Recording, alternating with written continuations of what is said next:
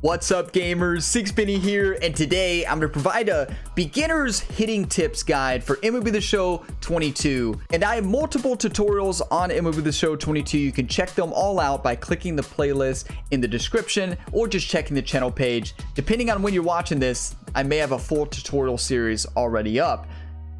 Most important thing on this game is using custom practice to work on your timing and working on your PCI placement. I'll talk about that a little bit later, but let's go and dive on to custom practice. In custom practice, you can choose whatever team you want. So if you struggle against a certain pitcher like Jacob deGrom, you could play against the Mets here. So I'm a Reds fan, so I'm just going to put the Reds out there, and because I'm just doing it for demonstration purposes. You can select any stadium you want.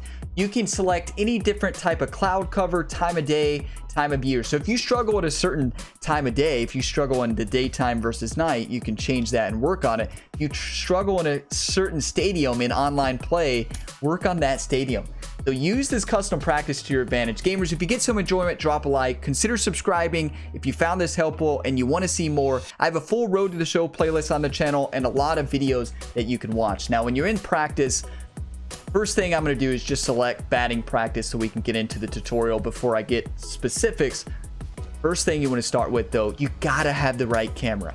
Right camera that fits best for you. This is going to change depending on what type of player you are, how long you've been playing the game, or what views you like. But I would tell you, most competitive players play on either strike zone or strike zone 2. This is because the timing is so much smoother. You're basically swinging on strike zone, you're basically swinging right as the ball is about to hit the screen. And strike zone 2, you're swinging about a half second or more when the ball is about to hit the screen. The advantage of these as well, even though it seems so zoomed in, but you get a good look at the pitcher. You get a good look at where the pitcher's release point in. You get a better look at the spin rate off the pitcher's hand, and it's just so much easier for timing. I highly recommend either strike zone or strike zone 2.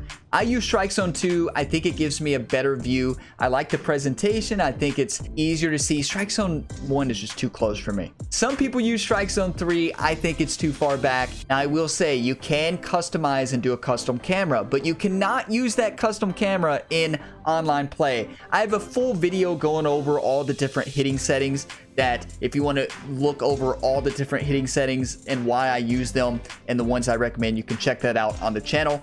Strike zone 2 is, I think, the best one for me personally, but a lot of people say strike zone is the best. So mess around with them, and once you pick one, keep it. And another big tip, pitching view, put it to the actual same as your hitting view. The benefit of this is you're actually going to see more pitches in that view. So when you're on defense, you're going to be in the same view. When you're on offense, you're going to be in the same view. That's more repetitions and more pitches of seeing thousands of different pitches in the same view. Versus if you have it a different view, you won't see as many pitches. So it's all about repetition, hand-eye coordination, muscle memory. I recommend using the same one for hitting and pitching. In the long run, it's going to be better. Now, once you get used to it, you don't need to do that. You can change to another view, because I actually recommend pitcher offset for pinpoint pitching. It's the easiest for the timing, and you can really get a good view of the pitcher. But when you're learning, make them the same. So now let's talk about a few settings, the most important settings here. I'm not going to go into in-depth on that because I already have that, but I recommend in-play view offense dynamic, ball trail on, but the big one, the hitting interface. Zone gives you the most control over where you're hitting the ball and gives you the most control where your input dictates the outcome. Now, it's not perfect, but basically the zone hitting refers to when you have zone hitting on, you have a PCI. That's a plate coverage indicator. All the PCIs you see here in the option, that's plate coverage indicator. When you have zone hitting, make sure you have the PCI indicator turned on. And you can customize all the different PCI customizations. I like PCI inner, basic, outer turned off, and you can customize all the others to what you like. Now, I like the input type to be buttons, but you can actually change it to analog and flick the analog stick forward to actually hit the ball. The reason I like zone hitting, if we back out here, some of you are wondering what's PCI if you're new here, but PCI is this thing I'm moving around on the screen. The yellow parentheses with the circles in the middle, that's where you're going to be. So that's what we're going to use for this. It gives you more freedom. I can choose where I'm going to hit the ball. I can choose where I get contact, and you have more freedom. Now you could use directional and you can use others, but from a competitive standpoint, you want to actually, most of the competitive players use zone. I've heard of a few people last year commenting on my video saying they use directional and play competitive still. Timing is just you hit the button. It's basically what you're owed in the MLB 2K games and older classic games where you don't have the PCI. You just hit the button and swing. I don't recommend that from a competitive standpoint, but it's a good way to get used to timing. So you can actually practice, turn off PCI and focus one at a time and actually just work on the timing. So that's something you can do. But first thing I do, so we got that settings out of the way. That's what I recommend. When we go back here and go into custom practice, you can customize this, and I highly recommend you do this. So pause it, practice type, batting. You can choose any batter you want. You can choose any pitcher to face. So if you struggle against Jacob deGrom, you're going to be facing off against Jacob deGrom a lot in online multiplayer, especially if you play Diamond Dynasty. So you might as well put him out there and get used to him. But anyways, we're going to work on timing first. So you can actually customize and turn off you can turn off and select whatever pitch you want to work on. If you're struggling on a fastball up in the zone, select the fastball, and then down here in pitch location requests, only pick zones up in the up. Or if you struggle in sinkers low in the zone, low and away, or low and inside, which you see a lot in online play, work on that. But for just learning timing and working on timing, what I recommend is just go to fastball, go to the middle, and then hit start button, start practice. So you're only going to work on timing in this. The pitcher's going to throw it down the middle every time. All I'm working on is hitting the A button for a normal swing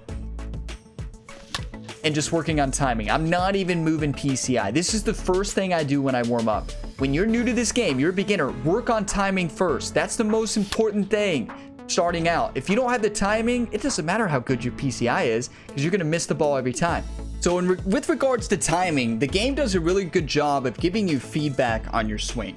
So if you're in strike zone 2 view, you're going to swing base a little bit before that ball's about to hit the screen. It's about to hit you, right? It's about to hit the screen. That's when you want to hit the A button for a normal swing, X for power, B for contact. Normal swing is the way to go. I know I talk about this in this tutorial, but normal swing is the way to go. Now, the game is going to give you feedback on the left side of the screen there. So see, swing timing at the top, it says good. PCI, it's showing that inner circle, your main PCI point. You basically want that dead center on the ball. Dead center on the ball. So, but right now I'm just working on timing, right? I'm just working on timing. That's all I'm working on, is getting that timing down. I just want good timing, the green area on that indicator. Now, when we're talking about timing, referring to different pitch types, when that ball's coming in more inside, you're gonna have to swing earlier. So that's something you need to work on in timing. To do that, again, you're just gonna move it to the left, work on timing on the left side.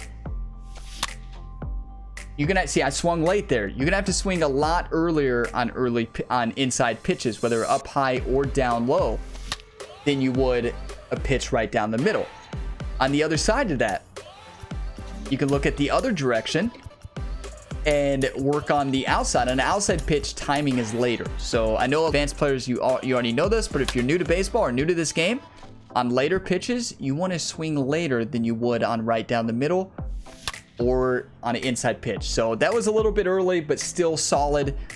It's just a little bit later. It's a subtle difference, but it's just a little bit different. Now, when you're working at timing on these outside pitches, I recommend you use the new PCI anchor.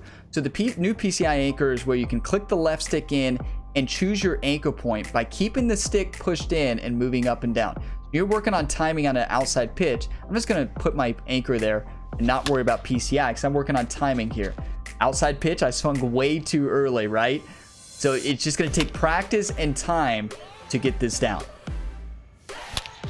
And keep in mind, I know if you know baseball, you know this, but if you don't know baseball, different pitches are coming in at different velocities. So on slower pitches, of course, you're going to swing later.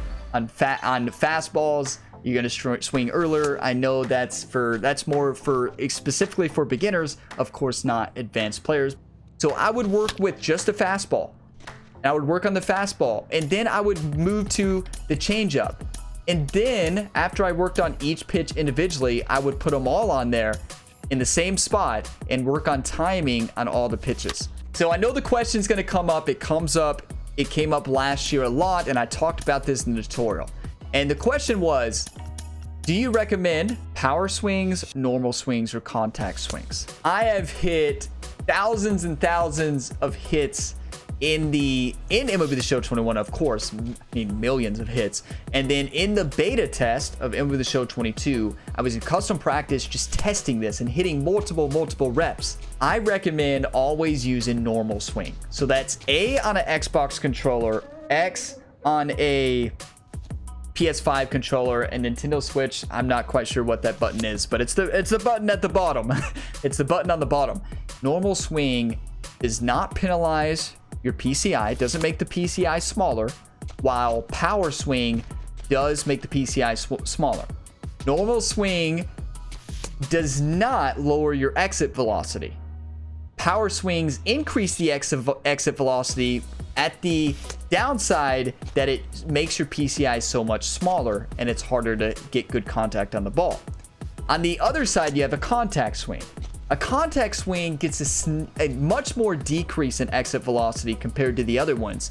And really, last year, there was a time where contact swing was really overpowered, especially on high contact hitters. So it may be the case when you're playing with a hitter with 110 contact in Diamond Dynasty, that's when a contact swing could come and play. But I recommend 99.99% of the time, just hit a normal swing. You're not sacrificing PCI. You have good exit velocity. I hit way more home runs with the normal swing versus a power swing. And I know it's situational. You know, there's some situations, runner on third, no outs. You just want a ground ball to score the runner, contact swing. You have a 2-strike count with a hitter that's not very good, doesn't have a good PCI vision, doesn't have good contact. Maybe use a contact swing to just work on getting contact on the ball. But in most cases, I would use normal swing. Let me know down in the comment sections what your thoughts are on that and when you use a power or contact swing. Now, the other main thing with the PCI placement, you have 3 marks on the PCI. In the middle, you see the 3 circles. They could be different shape depending on your PCI customization. That's indicating the perfect area for contact for a fly ball, which is at the top. That's more for a power hitter. It's going to be bigger on power hitters. For the middle one, that's going to be your perfect line drive indicator, and it's going to be bigger on contact hitters. And the bottom one is your perfect ground ball spot. So basically, depending on what you want, you're going to put that part of the inner PCI, you want it right on the center of the ball. I don't get too caught up in the actual wanting, okay, I'm going to hit the top of the ball here. I try to get the middle part on the ball every time. Now, when I do need a home run, though, I do focus on getting that top circle on the ball. So that's really the only time I would work on that, is when I need a home run. But for the most cases, I want the middle part of that PCI to contact the ball, or slightly lower. That's going to be your power generating spot. Very rarely will I try to get a ground ball. I mean, there's definitely cases where you want a ground ball, right? There's definitely certain in-game scenarios where it's smart to do that. But I like to focus getting that middle contact on the ball. So now you have the settings, camera, different tips on PCI placement, how to work on timing. If we look at this strike zone, the biggest thing about baseball is plate discipline, right? Plate discipline is vital to being good at this game, and especially being competitive. You don't want to swing at every pitch. If you find yourself swinging at every pitch, what I recommend you do is take pitches. The more pitches you take, that's going to lead you to seeing more pitches. And you're probably going to get more balls because people throw wild, especially online play. So taking pitches is one of the best things I recommend. You can even set this up. A lot of times what I do, my big hitters, I may take one pitch first when I first see that pitcher's wind up in a game, or if a new pitcher comes in. But on my hitters that aren't as good, I'm going to take that first pitch almost every single time. On my hitters that are really struggle, or if you're hitting with just a player with bad contact into the lineup, I usually wait till I have at least 1 strike, sometimes even 2 strikes. So you can even tell yourself, okay, I'm not going to swing until I have 2 strikes. I'm not going to swing until I have one strike. Or with this hitter, great hitter, I'm going to be wide open and swing at everything. On top of plate discipline, the big thing you want to look at is look at areas at this strike zone. So we can see the strike zone area. I'm going to hold down right trigger so we can pause this. That strike zone is going to fade away once the pitcher releases the ball. Look at landmarks. Landmarks are huge for knowing where the strike zone is. The landmarks you look at are going to be different for each stadium. But at the Red Stadium here in strike zone 2, I look at the top of center field, right where where those fans are sitting at the top deck there. Anything in that area, I know not to swing. That's the initial spot I look at. I'm like, okay, it's up where the fans are. It's a ball. Now to the left, of course, you're going to look at the batter's box lines, the white lines, the batter box. Anything in that batter box line, don't swing. Anything outside, that's just a quick peripheral vision indicator on quick things to look at. The one with regards to left and right, you're actually going to look at the mound and basically anything on the outside part of the mound or outside in strike zone 2 is going to be, right away when you see the ball going that way, you're not going to swing. When you look at the bottom part is a little bit trickier. You can have your batter in your peripheral vision as well, and you do have your batter in peripheral vision. Above the waist, that's another indicator. Below the knees, shin pad, I like shin pads because you have a good view on what to hit. You can also pick a spot in the dirt. It's harder to see, but some stadiums you can see a spot in the dirt and just know that's low. But basically anything, you can use the middle part. You can actually use the middle part of the dirt. So the middle part of that between the grass and the front of the batter's box, you can say like halfway in between that, anything on that lower half, you're not going to swing at. Those are just quick references to learn the strike zone. Learning the strike zone is key. Don't swing at everything. I repeat, you'll hear people say this all the time. Don't swing at everything. That's your biggest mistake. Take pitches. If you start swinging at everything in an online game, people are going to punish you. They're going to go with low curveballs, low sinkers and sliders because those low ones are some of the hardest ones to see. So plate discipline is key. You got to work on it. Now, when you're going to hitting here, first thing I recommend, when that pitcher starts his windup, don't watch the windup actually. Watch the release point. That's why it's important to take one pitch for each pitcher. Now, once you play the game for a while, you know that pitcher's release. But look, I'm looking at the exact spot that Castillo releases the ball, and my eye is laser focused in that area because I want to see the ball right when it leaves the pitcher's hand. And then that helps me pick up on which way is the ball moving. And I got a lot of comments last year from, I put this in here again because it's what I look at. But I got a lot of comments last year, people saying that you can't see the spin rates on the ball. And that's the first thing I look at. It's just like in real life. Now, a lot of comments were like, on last gen consoles, it's hard to see if you're playing on a TV. And I understand that, yes. On next gen consoles, it's easier to see. But at that release point, the first thing I'm looking at is the spin rate of the ball. Now, each different picture, of course, each different pitch is going to have a different spin rate and look different. But a four-seam fastball has a lower spin rate than a slider curveball. So that's what I'm looking for. Right out of the pitcher's hand, where is that ball spinning? Is it spinning quick side to side? Is it spinning quick down? I know a lot of you will be like, you can't pick it up, and I understand that. But it's the key indicator I use in real baseball. It's the key indicator I use in this game. The next thing I look at is when it's released, how's the spin, and where is it moving? Where is it moving is key. Does it look like it's releasing low right away? Does it look like it's dropping any? How quick is it moving? You will get those with time. I know it seems overwhelming. Practice, practice, practice. Turn on different pitches in the practice type. Work on the pitches you struggle with. I'm going to say this a lot. Practice and warm up each time before you play. I recommend working on timing and then working on PCI placement. Those are key. So you've already worked on timing, fastball down the middle, all the other pitches. Next step is adding PCI movement on zone hitting. So what are you going to do to practice this? You're going to only select whatever zone you want to work on. So say I want to work on moving the PCI up. So I'm going to select the top left zone. I'm going to hit start practice. The new feature this year, they added a PCI anchor. So Castillo's only going to throw a fastball top left. But say you play somebody online or the CPU and they keep burning you up high. You can use the new PCI feature by clicking the left stick in and moving that left stick where you want to anchor. That basically is changing your PCI starting point. So for this one, when you're practicing, I don't recommend doing this, but you can work on, I'm going to anchor up here and I'm going to leave it, and then I can drill that up high pitch.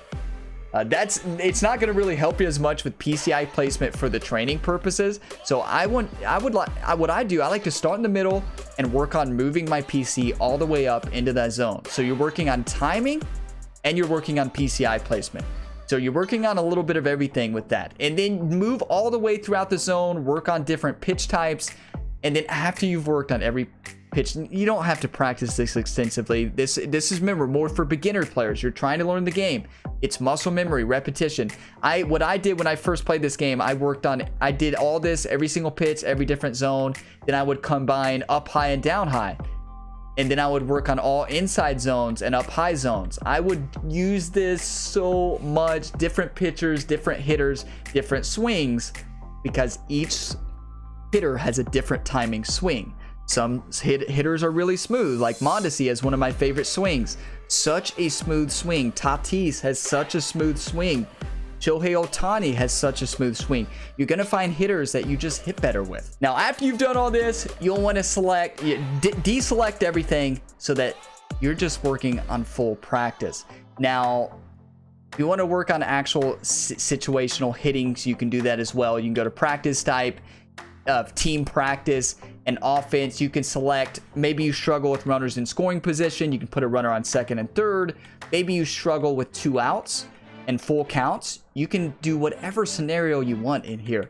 You can also just do a full inning team practice, and you can repeat that batter or not repeat the batter. You can repeat the play, repeat the at bat, select your batters. You actually go through a game scenario.